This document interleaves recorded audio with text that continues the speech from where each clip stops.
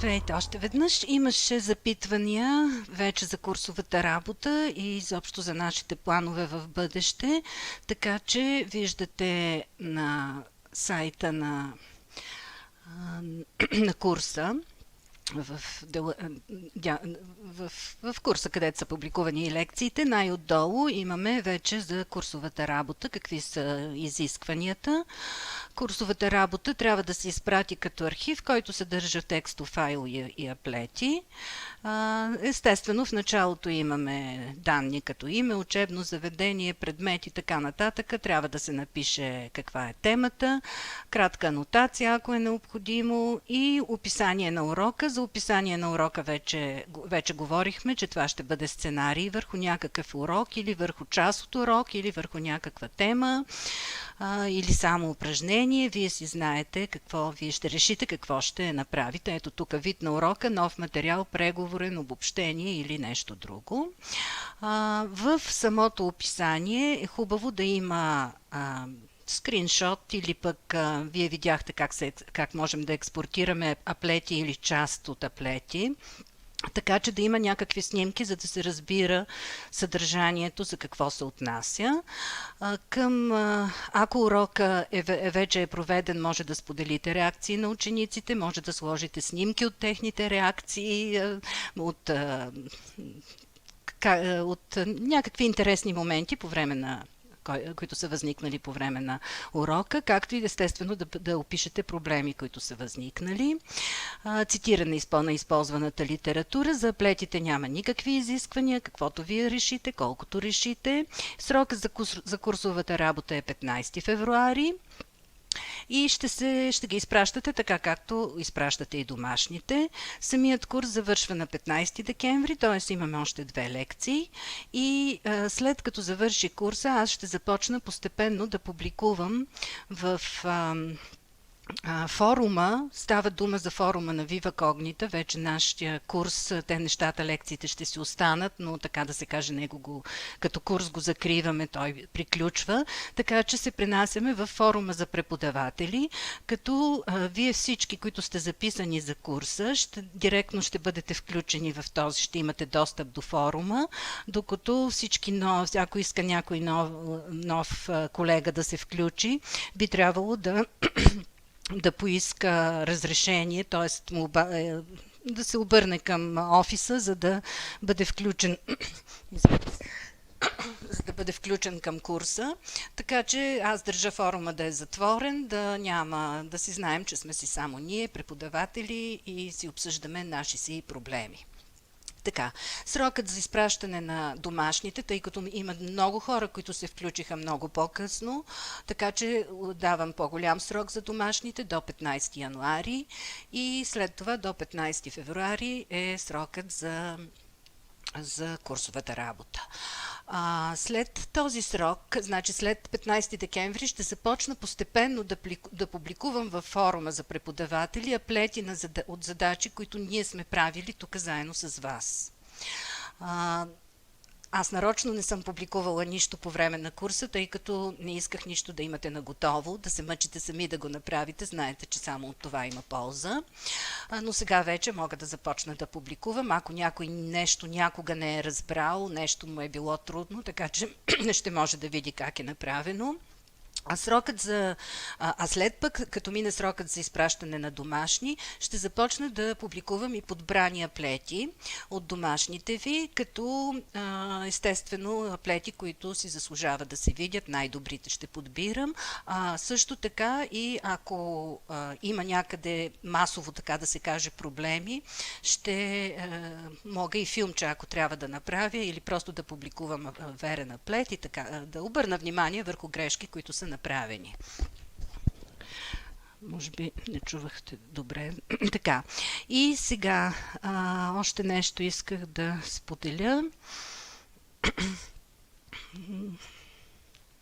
Така, забравих какво беше. Добре, сега да започнем. Днеска ще започна с... изпратихте ми прекрасни домашни този път. Явно вече нещата вървят. Вие виждате, че вече може да се справите добре. Проявявате вече и доста въображение. И реших да покажа в началото много приятни анимации получих. Ще покажа най-ефектните от тях. Имам и коледни, които обаче ги събирам в една папка и ще ги покажа накрая, точно на 15 декември, преди Коледа. Така че да знаете, може още да изпращате и коледни поздрави, така да се каже, т.е. анимирани коледни коледни поздрави, анимирани аплети. Така, сега ще покажа някои от хубавите анимации. Ето тук имаме една писта, може да го приемем за виражи. Така. Имам от някои колеги съм получила и по 2 аплета.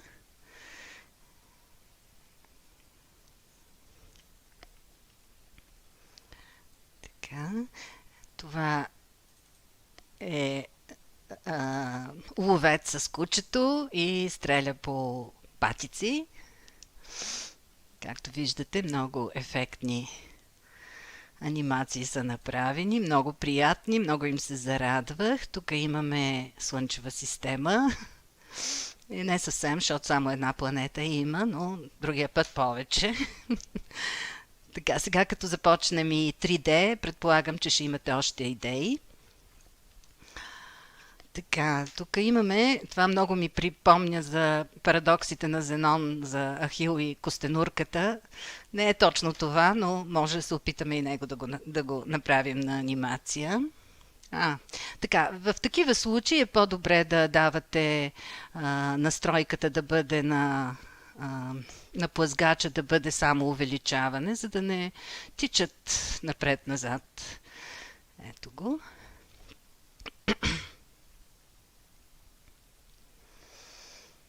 Така. Следващото. Кое беше това? Така. Вече, както виждате, не крия имената. Мисля, че няма от какво да се срамувате, така че само може да се хвалите. Ето ви. Биг Бен по български.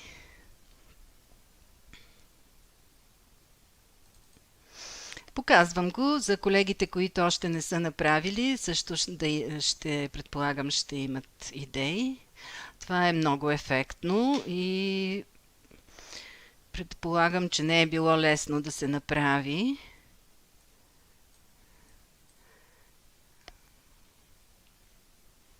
Така, трябваше малко да увелича скоростта, но нищо. Ето и птичка има, и слънце, и една пеперутка, и туриста.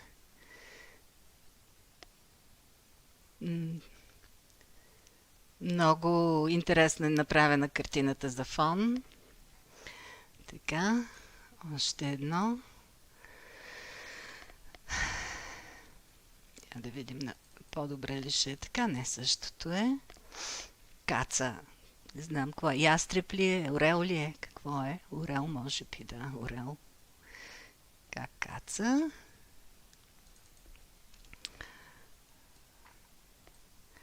Така. Ето тук е едно скьорче или тич само с зимна картина. И последно. Така, последното е интересно. Колегата е използвала една команда, която не сме учили. Тя се казва полилиния. Ето я, тази всъщност не се използва. Командата сега ще я напиша тук долу, за да знаете, не се е случило. Полилиния. И в скоби имаме точки само. Значи дадени са някакви точки. Всъщност ние тук Можем ли да я видим? Ето я.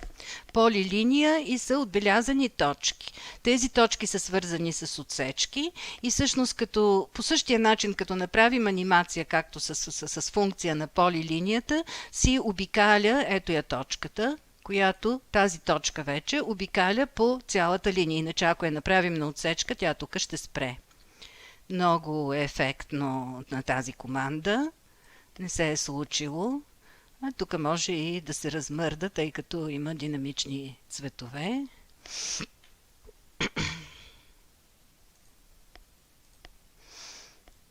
Така. Колеги, има още много аплети, но не можех всичко да покажа. Исках просто най-ефектните да ги покажа и да знаете, че ще ги сложа в всички такива анимации, ще ги сложа във форума, в раздела домашни, който ще направя в един момент. Предполагам, че никой няма нищо против да си види там работата. Ако някой специално не желая да му бъде публикувано, просто моля да ми пише на личната поща, да ми каже да не публикувам негови работи. Така, днеска започваме с геометрични тела. Сега, аз бях решила така беше и в първоначалния план, да бъде стереометрия, т.е. да започнем с точка, с равнини, с кръстосани прави и така нататък, но реших да обърна първо повече внимание на геометричните тела, на този урок, който се учи стабилно в 6-ти клас, тъй като стереометрия едва в 12-ти клас, доколкото знаме програмата, доста по-малко може би колеги преподават, не знам точно, в 12-ти клас, така че следващите днеска ще говорим предимно за геометрични тела, а за следващите две лекции ще оставя вече стереометрия, тъй като тя пък е много интересна и също необходима. Така, т.е. да направя настройките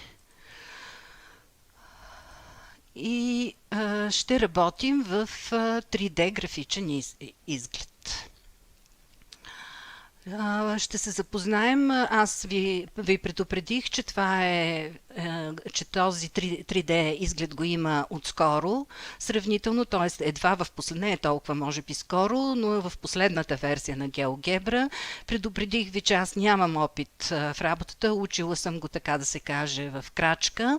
Предварително ще ме извините, ако някъде нещо не става, ако също някъде нещо греша или го правя по-сложно, а някой от колегите знае, може да ми пише, нямам нищо против, не го приемам като забележка или нещо такова. Важното е да си помагаме и да се учиме колкото се може повече заедно. Затова и курса, затова искам аплети да публикувам, да може повече хора дори и наготово да ги взимат или пък само да преглеждат какво се прави, винаги има полза. Така, имаме и имаме прозорец алгебричния, естествено си седи, чертожната повърхност я имаме, която естествено ни е равнината. Тоест, каквато точка направим в чертожната повърхност, с която сме си работили, в равнината виждаме отразени точките в 3D в 3D графичния изглед. Добре, какво ни дава сега да видим с какви инструменти разполагаме. Първо, естествено, да видим как може да се построи точка. Погледнете координатите на тези точки. Тъй като ги построихме в равнината, естествено, точката има две координати, абсциса и ордината. И ако искаме да построим точка, която има и трета координата, то можем да си напишеме, т.е. ето, построихме точка Е, която вече е с три координати и тази точка можем тъй като е свободен обект, можем да го движим. Като кликнем върху точката веднъж, ни показва посоката, в която можем да движим тази точка. В момента можем да я движим само, т.е. можем да променяме само третата координата. Може да погледнете тук. Само апликатата. Ако кликна още веднъж върху точката, тогава вече започвам да променям, апликатата си седи, а абсцисата и ординатата на точката се променя. И мога да я сложа където искам, тъй като това е свободен обект. Сега, тази тук кутия се нарича Киплинг кутия, която ни ограничава пространството. Тоест, ако имаме тук някаква, примерно, пирамида, която е по-висока, Киплинг кутията ще я отреже, след малко това ще го видим. Ако не искаме да имаме Киплинг кутия, то така, ето тук, това ни с този инструмент, с тази настройка, това са си настройки, мога да я махна, както и мога да я направя по-малка, т.е. да огранича още повече пространството или да я увелича. Така, в момента няма да ни трябва. Тази равнина, която отговаря на това чертожно поле, също можем да махнем, ако трябва. Естествено, знаем и координатната система и можем да сложим мрежа, съответно да я махнем. Следват изгледите. Искам да... Значи, този изглед то си личи това, което е тъмно, отгоре. Тоест, както виждате, ние не виждаме не виждаме апликатата. Така, тук в следващото виждаме отпред, виждаме само, не виждаме ординатата в случая, а в третото не виждаме абсцисата. С това бутонче, с тази настройка се връщаме в оригиналния вид, когато сме стартирали програмата или съответния прозорец. Така, тук имаме някакви перспективи, които аз поне не съм установила за какво точно могат да ми служат, с очила и така нататък. Ако са много полезни, може някой да ми каже за какво са. А от тук можем да завъртим чертожното, то не е чертожно поле, да завъртим в случая само координатната система, да вида. Но от този завърти 3D чертожната повърхност, вече ние сами можем да си въртим както си искаме и общо взето, поне аз това най-много го използвам, единствено, евентуално ако искам да върна в първоначалния вид. С курсора, като штракнете, така да се каже, вижте, съвсем лекичко го плъзгам по чертожното поле, то също започва да се върти и когато искам го спирам. Като мога и в едната посока и в другата, надясно и наляво. Мога да го завърта и съответно да го спра. Така. И сега с това си го връщам с това бутонче го връщам в началото. Добре, значи точка, казахме, че можем да построим или в пространството, или като зададем трите координати, или като може да я построим ето така, както тук съм построила примерно точката D, тя има две координати, обаче като кликна върху нея, мога да я преместя, а като кликна втори път, вече мога да й задам и трета координата по този начин. Тъй като, пак повтарям, само защото това са свободни точки. Така че това е за точката. Какво имаме тук? Както виждате, нямаме нищо ново.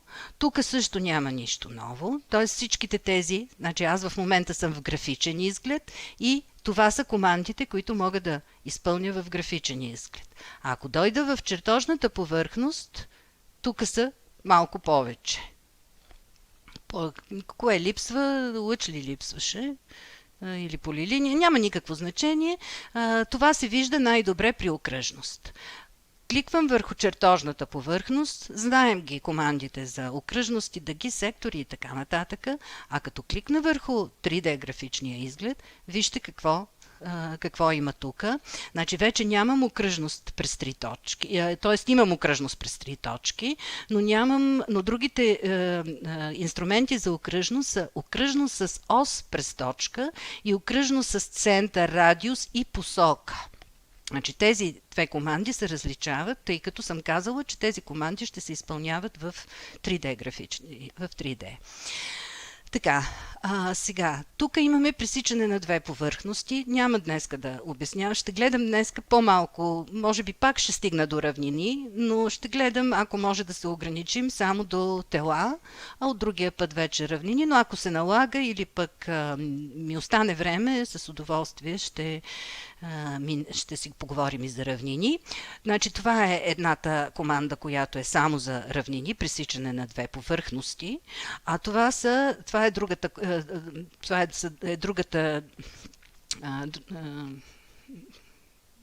това са още 4 команди, другата група от команди, които вече се отнасят само за равнини. Равнина през 3 точки, перпендикулярна, успоредна и равнина така. Ето ги телата, за които днес искам да поговорим.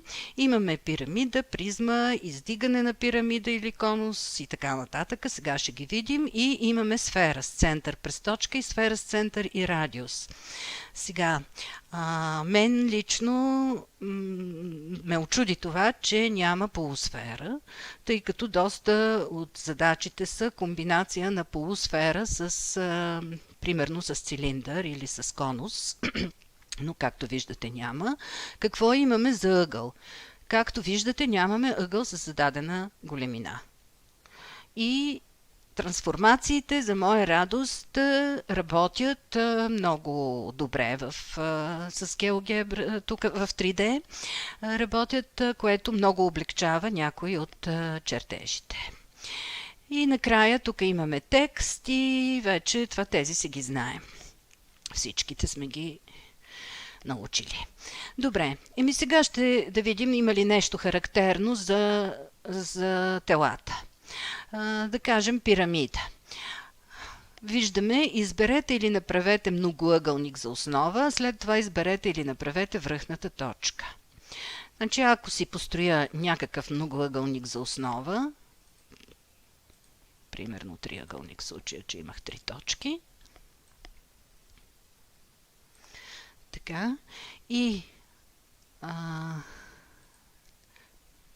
така често се случва това.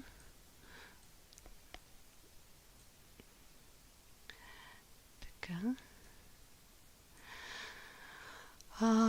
И да видим какво иска. Многоъгълник изберете или направете връхната точка. Значи би трябвало да можем да я направим след като сме избрали многоъгълника. Добре. Кликвам върху многоъгълника и кликвам някъде. Кликвам върху многоъгълника. Така, както виждате, не става. Така че, и сега да видим тук. Защо преди това не става? Значи това поне на мене често ми се случва. Сега, дали е в мене вината или в 3D-то, не мога да ви кажа. Така, ето я пирамидата и както виждате, дори ми дава височината на пирамидата. Сега, ако решим, че ще работим с равнини, естествено можем да направим пробот тук, но за сега поне ще се въздържа. Така, в случай, че направим тук, аз ще го изтрия и ще построя така, момент. Искам да построя правилен многоъгълник, примерно четириъгълник, само че ще задам, да, дори това ще изтрия, ще започна на чисто, тъй като в 6-ти клас се работи предимно с правилни тела, нали? Тогава по-добре направо да започнем, или поне за сега ще дам правилна четириъгълна пирамида, ще искам да направя. Така.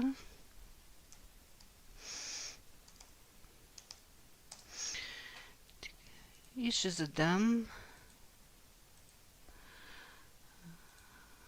така, многоъгълник. За височината ще си сложа плъзгач от 1 до 5, примерно. И ще построя вече в графичен изглед, ще построя, за пирамида говорим, ще построя Така, има издигане на пирамида или конус. Тъй като височината искам аз да я задам с плъзгача, затова ще избера тази команда. Вие видяхте преди малко пирамидата, става си. Сега ще я направя правилна четириъгълна пирамида, като ще задам многоъгълника и за височината давам дължината на плъзгача. Добре.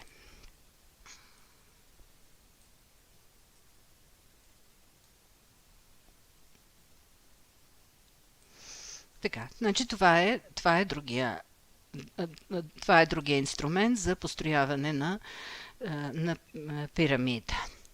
По същия начин, естествено, мога така, да видим какво има обаче тук. Имаме многоъгълник, имаме ръбовете.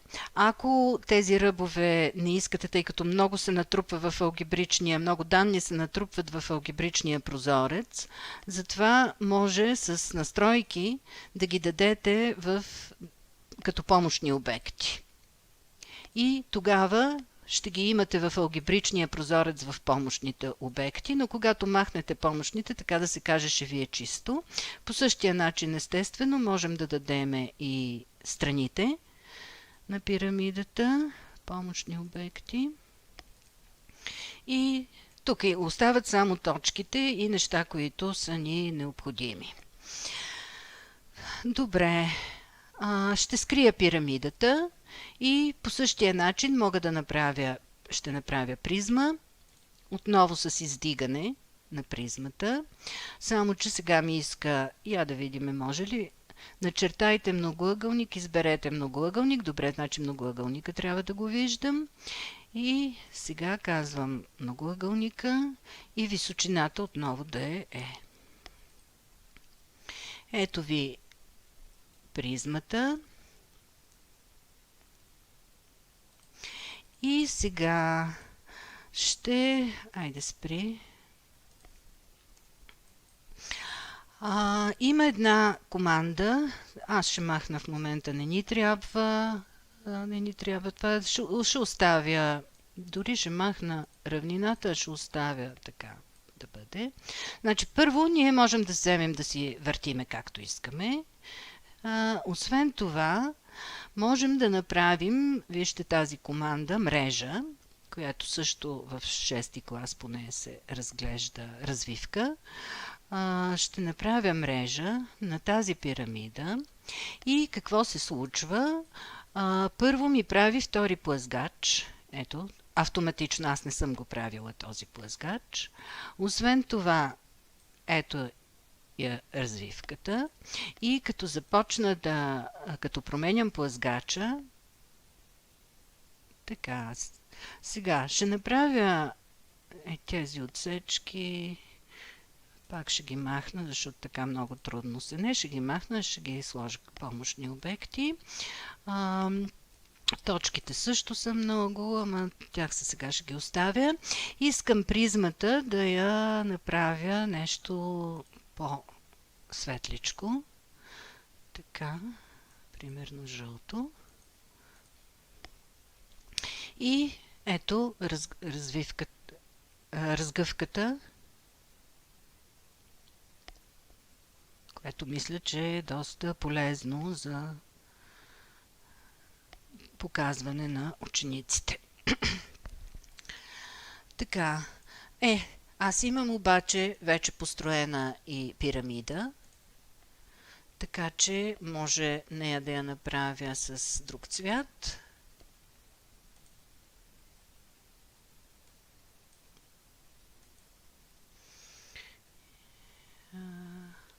Така.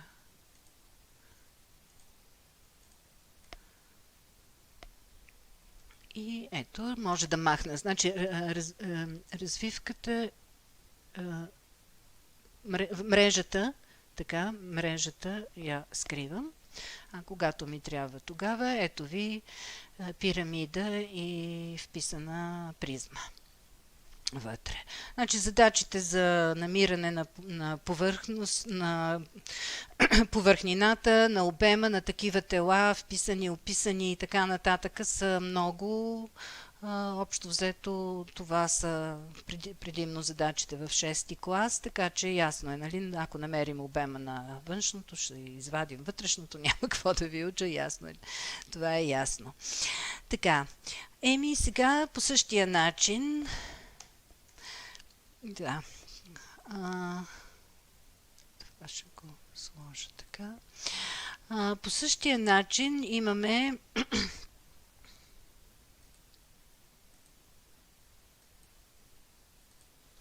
ще направим не и двете, не пирамида, конус и цилиндър. За да направим конус и цилиндър, трябва да направим окръжност.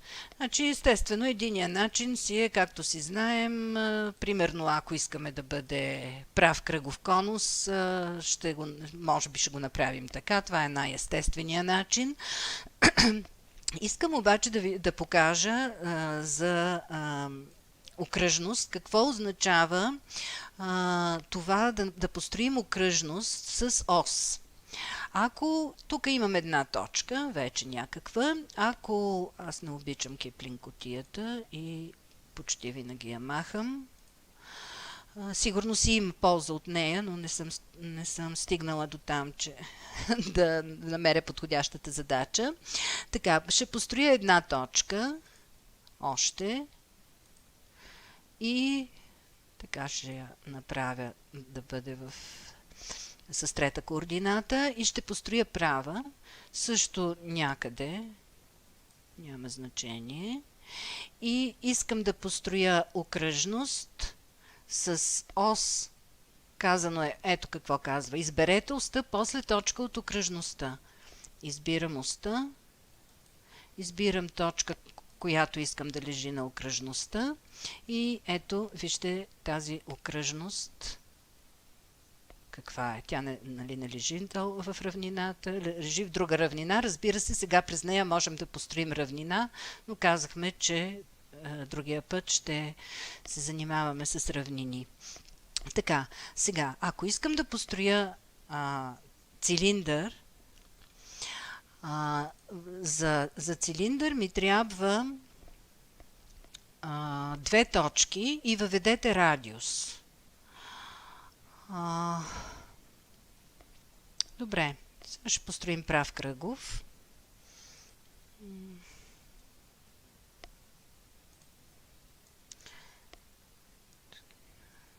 Мисля как мога да използвам тук. Добре. Така, цилиндър. И радиус 2, например. Ето, използвам. Значи няма това вече, нали, исках да построих ви не прав кръгов цилиндър, а наклонен. Така че отново две точки. Дори може обратното да ги дам. Тогава ще го направи. Радиус ми иска 3, например. Ето го цилиндъра. Не цилиндъра, а конус, разбира се. Така, сега, ако работя и с равнини, мога на тази окръжност, на която съм посочила, да направя още две точки да построя и да построя вече равнината през трите точки. Което е по-логичната задача, но няма значение.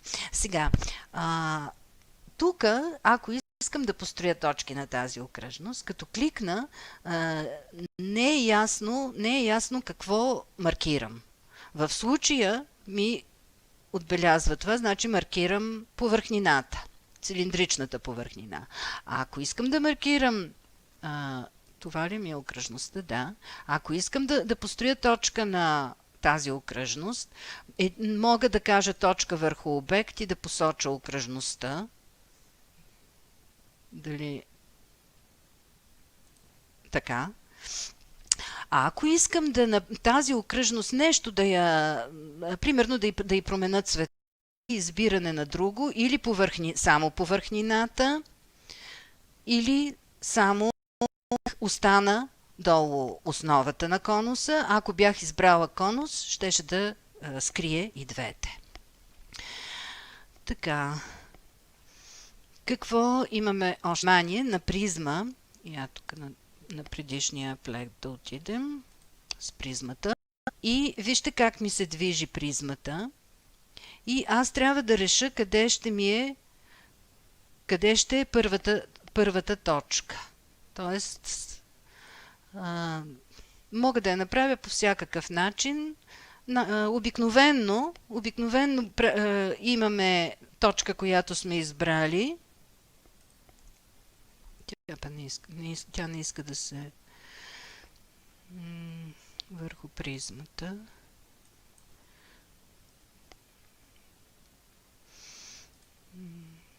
Добре.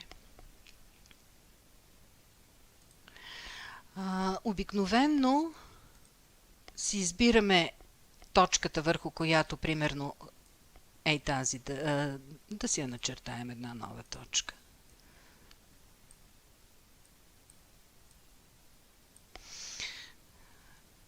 Точка, многоъгълник.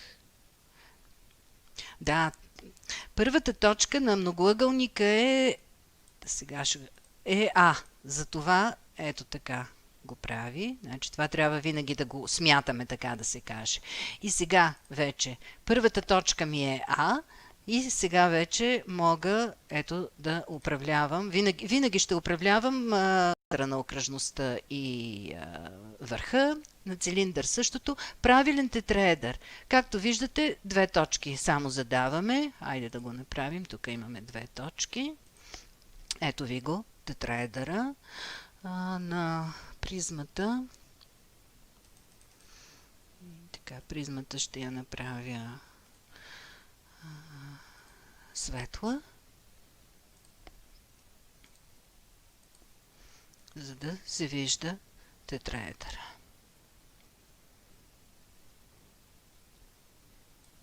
Още един ще построим. Ей, тук горе.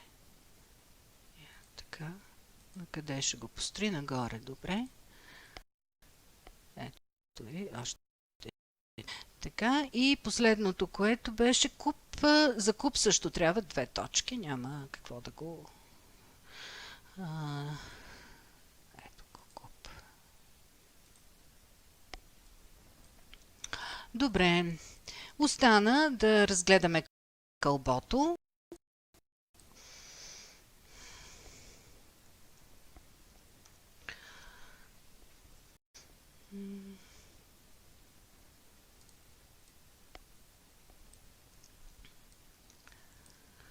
Добре.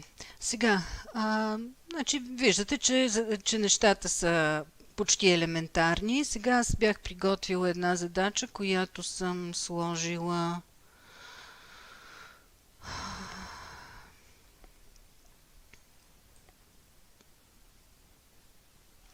Бях го извадила, но сега не го виждам.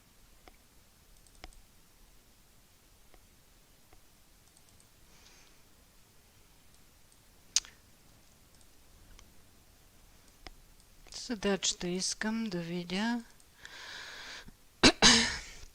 да я покажа и дори да... Така, правоъгълен трапец няма само първата част, няма сега да смятаме. Ще направим една задача, с това ще приключим днеска.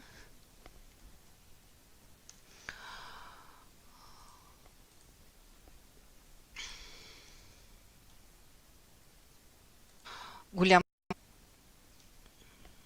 Значи така ще го задам. Още една точка. Не искам тази точка, искам да мога да я променям. Б. Искам да е свободна точка.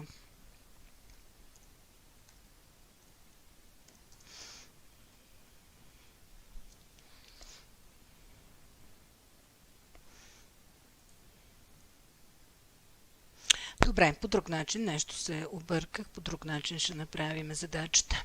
Ще построя една окръжност.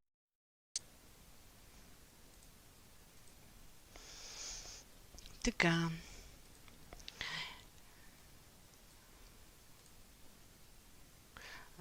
Не от тук. Добре. И да използвам, ще построя в тази точка перпендикуляр и ще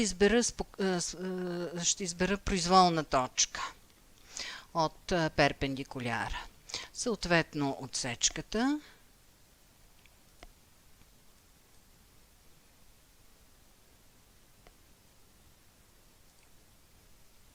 имам ли отсечка?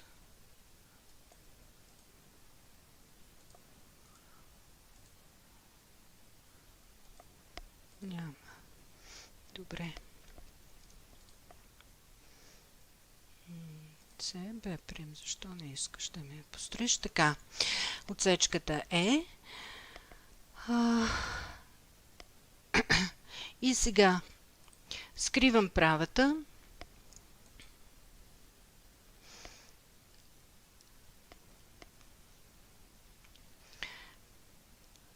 И построяваме пак отсечка. Примерно така. И отсечката, т.е. аз вече мога да построя направо трапеца с тази команда.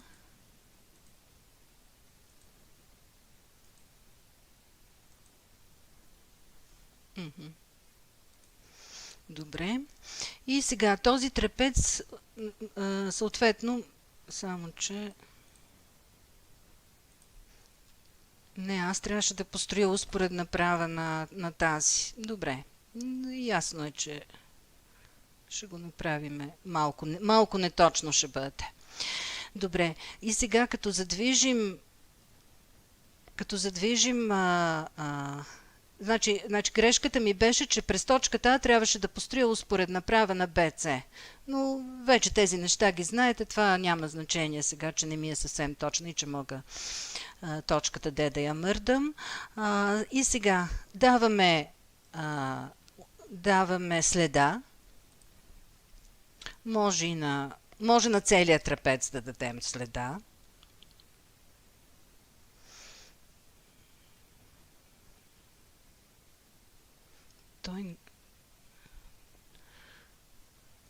Добре. Получихме го, да няма значение, само че отново не ми е на трапец. Така, обаче многоъгълника, защо не ми се вижда?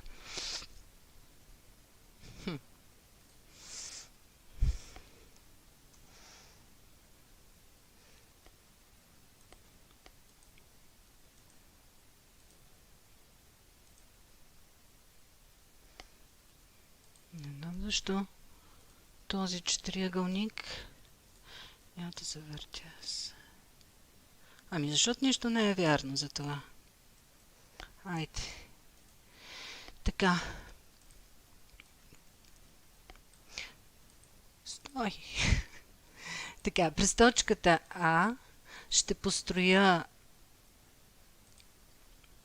успоредна права. През точката А, успоредна на тази. Ето я. Така. И сега вече ще стане трапец. Дори мога да скрия за малко това, да си взема една точка. И да видим сега ще ми построили многоъгълника. Да. Ето, сега се съгласи с мене. Я да видим. Пак нещо стана.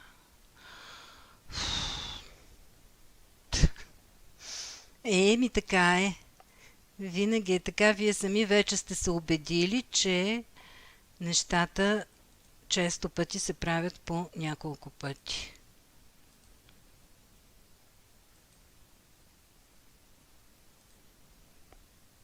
Защо не иска? Най-после го затвори. Така. Добре. И сега даваме следа на този многоъгълник. И тук даваме анимация.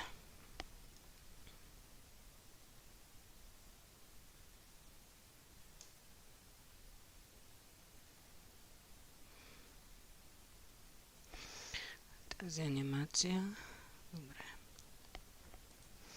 Така, и въпросът е от какви тела се състои това тяло, съответно да се намери повърхнината, да се намери а, обема на тялото. След като го направите, естествено е хубаво да се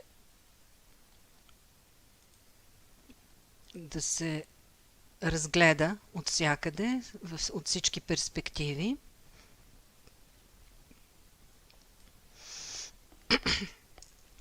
Разбира се, може да направите подходящи цветове. Така, цялата работа беше за това, че естествено, че много отдавна можех да направя трапеца, но аз исках всички точки да са най-вече върха на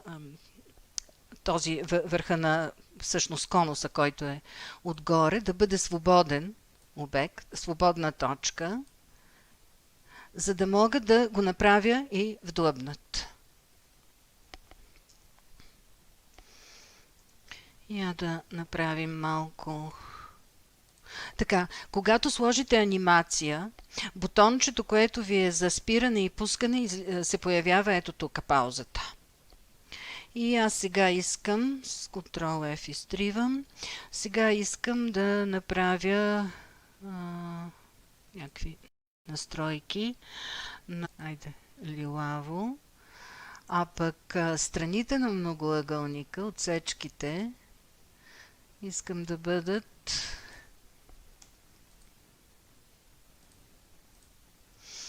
в друг цвят, нещо по-тъмно, примерно тъмно-синьо. Така. За да се очертае по-добре. Те пак излизат черни или са прекалено тъмно-сини, или натрупването става така. От натрупването. Този път ще го изчакам и след това ще го вдлъбнем, така да се каже.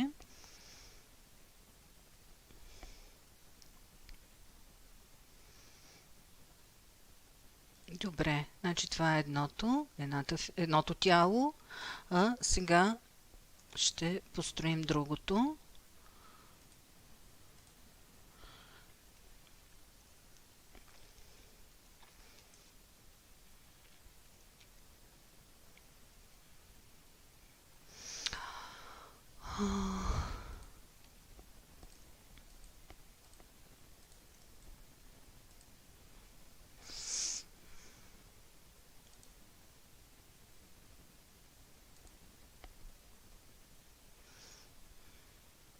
Не мога да разбера защо все са черни, след като им сменям цвета. Явно не.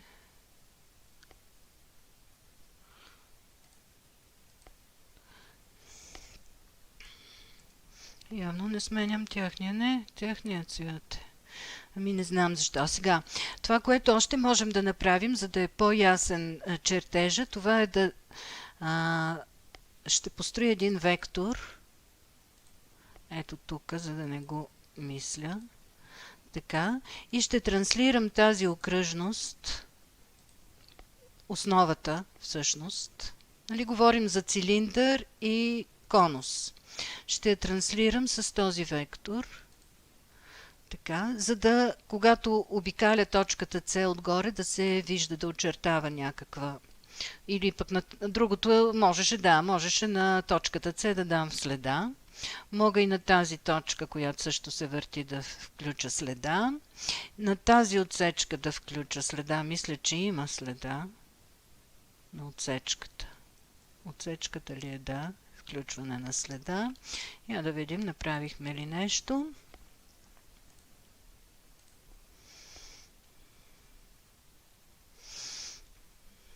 Не знам защо са черни. Все черни ги прави страните, след като аз му давам съвсем други цветове. И съответно, ето тук е жълто. Ето я го другото тяло, което сме направили в различни перспективи. Цилиндър и вписан конус. Вдлъбнат всъщност и изпъкнал. Да, не можех да намеря думите. Добре. Ами, колеги, това е за днеска. Дала съм ви 3 задачи, от които едната е подобна, само че триъгълник се върти около хипотенузата, правилна четириъгълна призма и върху двете основи на призмата да се построят две еднакви пирамиди, прав кръгов цилиндър, просто да овладеете тези 3D графичния изглед, поне построяване на тела. Благодаря ви за вниманието и до следващия път. Моля ви, ако имате някакви въпроси, някакви забележки, пишете в форума. Ще се радвам да отговоря. Хубава седмица и успех на всички!